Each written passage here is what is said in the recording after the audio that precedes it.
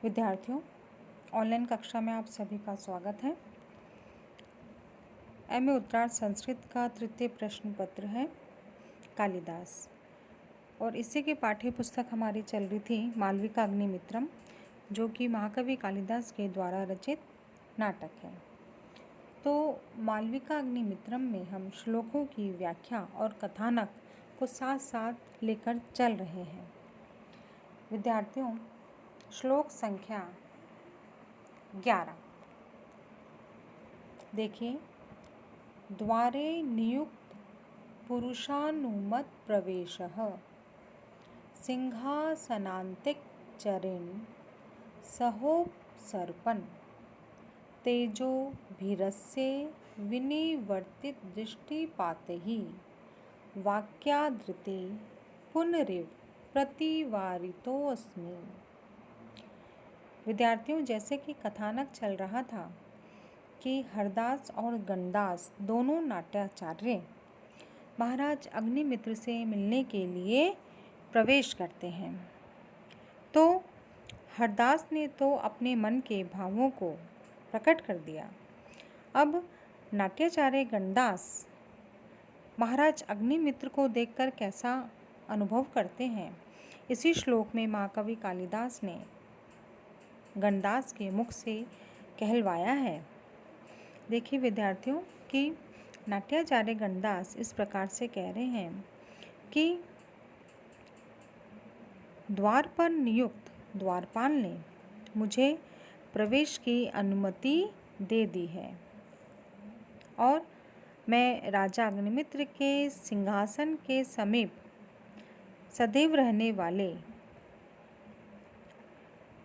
के साथ में चलते हुए होने पर भी मैं महाराज अग्निमित्र के तेज से चक्काचौंध हो जाने वाली आँखों वाले मुझको बिना वाक्य प्रयोग के ही रोका जा रहा है। मुझे ऐसा प्रतीत हो रहा है। कहने का तात्पर्य क्या है विद्यार्थियों कि गणदास अग्निमित्र के व्यक्तित्व के तेज से इतना प्रभावित हो जाता है कि वो ये सोच रहा है कि मुझे द्वारपाल के द्वारा प्रवेश की अनुमति मिल गई है और राजा अग्निमित्र के सिंहासन के पास में रहने वाला सेवक भी उसके साथ चल रहा है। फिर भी राजा के समीप जाने में भय से मिश्रित उत्कंठा का मुझे अनुभव क्यों हो रहा है।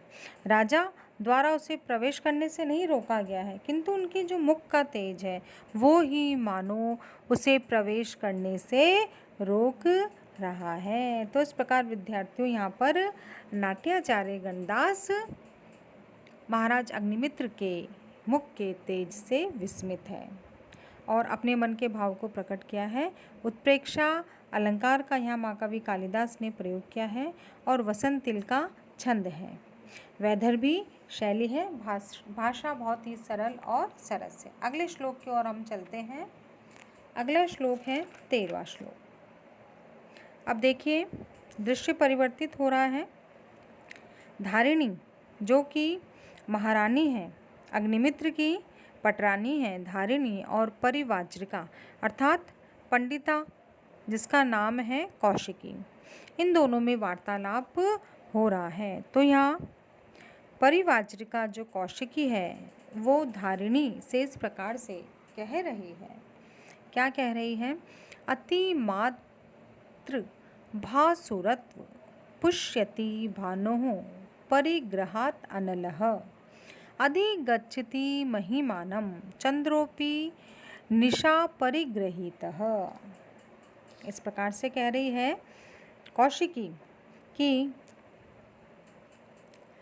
दिन की अपेक्षा रात्रि में अग्नि अधिक चमकदार हो जाती है। चूँकि रात्रि में चंद्रमा की शोभा और अधिक बढ़ जाती है, इन दोनों का तेज दिन की अपेक्षाकृत रात्रि काल में अधिक प्रभावशाली होता है। तो यहाँ पर रात्रि की तुलना महारानी धारिणी से की गई है और राजा अग्निमित्र को क्या बताया है छात्रों? सूर्य बताया गया है। अतः यहाँ वही अधिक प्रभावशाली और महत्वपूर्ण व्यक्ति होगा जो राजा और रानी की कृपा का पात्र होगा। तो इस प्रकार से कहा है कि अग्नि रात्रि में यदि सूर्य से मिल जाती है तो अधिक तेजस्वी हो जाती है, और रात्रि के समागम पर, रात्रि हो जाने पर चंद्रमा की शोभा बढ़ जाती है। तो इस प्रकार से यहाँ कौशिकी जो है महारानी धारिणी की विशेषता का, उनके व्यक्तित्व की उदारता का, उनकी उज्ज्वलता का प्रशंसा करते हुए इस श्लोक में अपने भाव को प्रकट कर रही है। विद्यार्थियों, यहाँ पर अप्रस्तुत प्रशंसा अलंकार है और आर्या जाति छंद है। इसी के साथ हम आगे की ओर चलते हैं। श्लोक संख्या 14।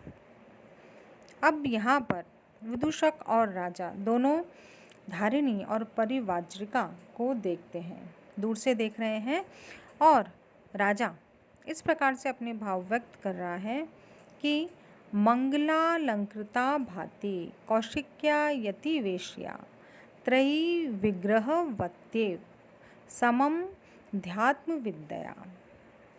अर्थात विद्यार्थियों देखिए, बहुत सुंदर श्लोक है। यहाँ पर इस प्रकार से कह रहे हैं राजा अग्निमित्र कि सौभाग्य के सूचक वस्त्र और आभूषण को धारण करने वाली, सन्यासिनी के वेश वाली कौशिकी के साथ में वेत्रयी के शरीर को धारण करके अध्यात्म विद्या के साथ महारानी धारिणी प्रतीत हो रही है।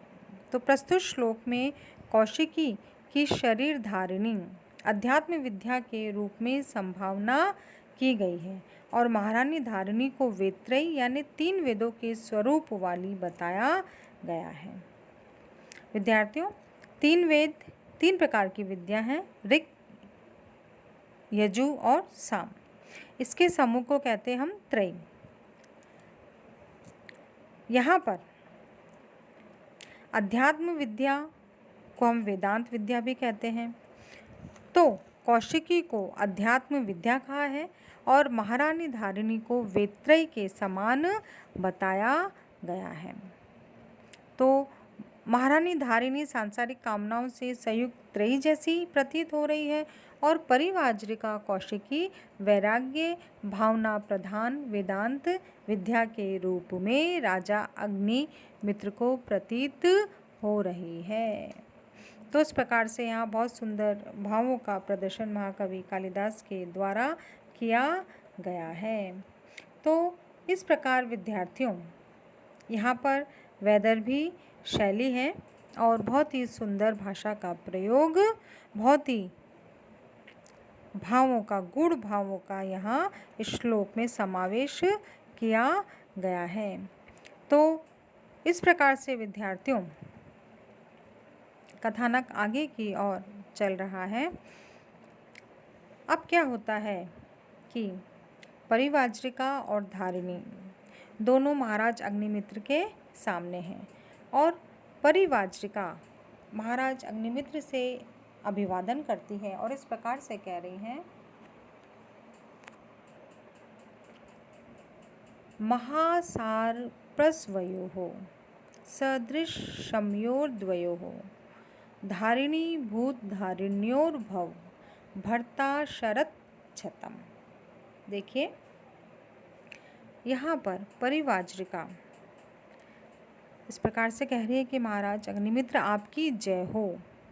फिर महाराज भी कह रहे हैं कि मैं आपको प्रणाम करता हूँ। तो तुरंत परिव्राजिका महाराज अग्निमित्र को आशीष वचन दे रही है, और आशीष वचन में इस प्रकार से कह रही है कि अत्यंत बलशाली पुत्र को जन्म देने वाली धारिणी और अत्यधिक वर्षा करने वाली, अपनी अत्यधिक वर्षा से अत्यधिक अन्न को उत्पन्न करने वाली धरती अर्थात भूमि, दोनों के ही 100 वर्ष तक आप स्वामी बने रहो। ये दोनों ही अर्थात महारानी धारिणी और धरती क्षमा गुण में समान है।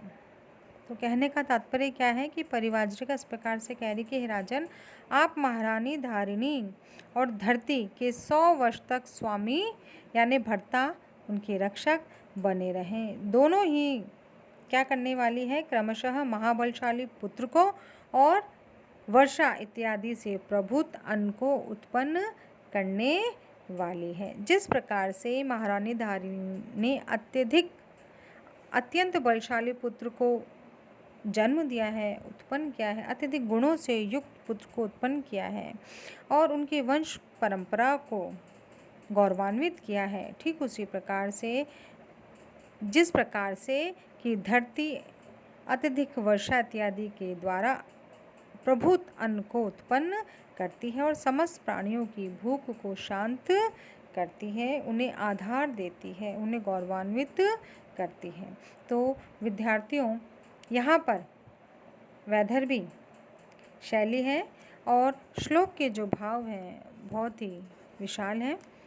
अतिशोक्ति अलंकार है, समासोक्ति अलंकार है और अनुष्टुप छंद यहाँ महाकवि कालिदास ने इस भाव को व्यक्त किया है। तो इस प्रकार से महारानी धारिणी जो है वो पृथ्वी के समान ही क्षमाशील है और अपने इसी गुण के कारण उनमें उदारता का गुण भी समावेशित हो गया है।